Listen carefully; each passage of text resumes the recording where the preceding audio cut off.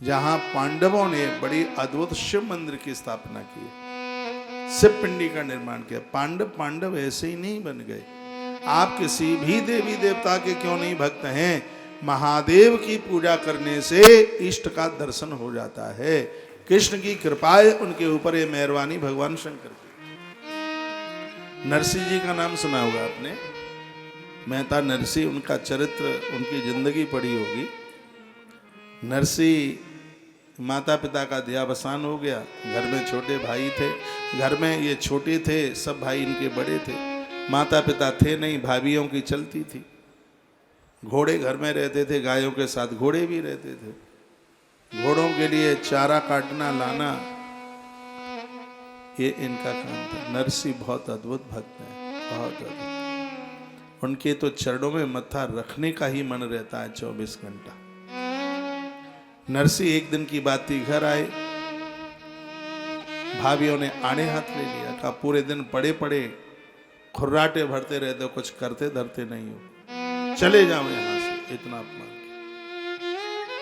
अपमान सहन नहीं हुआ। गांव के बाहर शिवालय था, जाकर के नरसिंह रोए, आंख के आंसू पिंडी के ऊपर गिरे, पिंडी फाड़ कर भगवान महादेव प्रकट हो गए।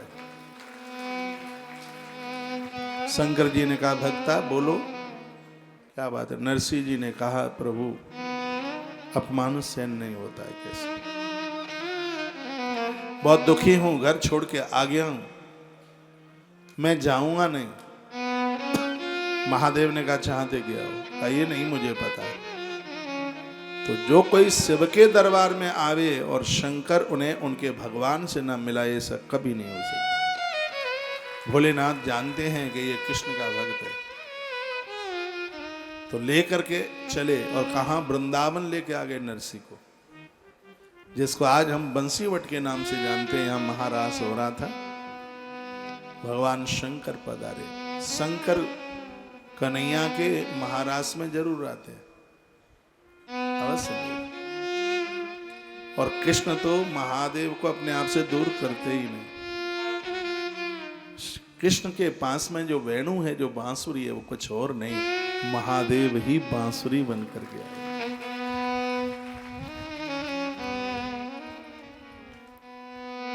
कृष्ण दर्शन के लिए तो वो जनानी बन जाते हैं, नारी बन जाते हैं। एक दिना भोले भंडारी बन के ब्रज की नारी वृंदावन आ गए।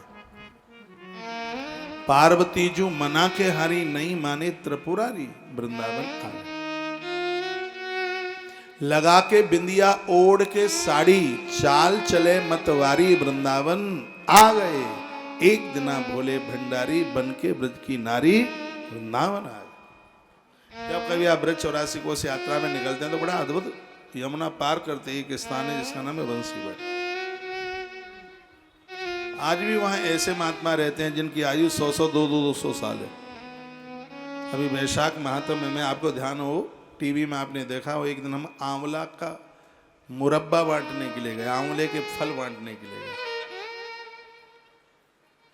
तो वहां हमें किसी ने बताया कि महात्मा जी की उम्र 142 साल है, 142 ईयर्स।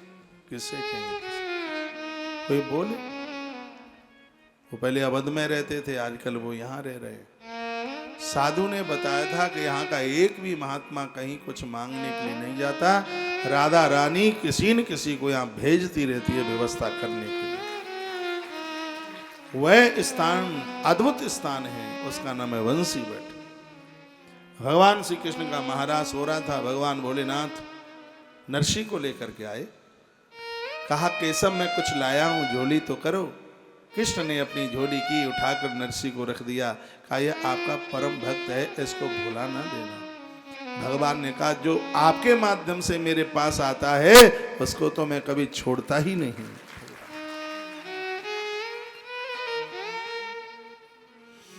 शिव जिसके ऊपर कृपा नहीं करेंगे उन्हें इष्ट की भक्ति ही नहीं मिलेगी।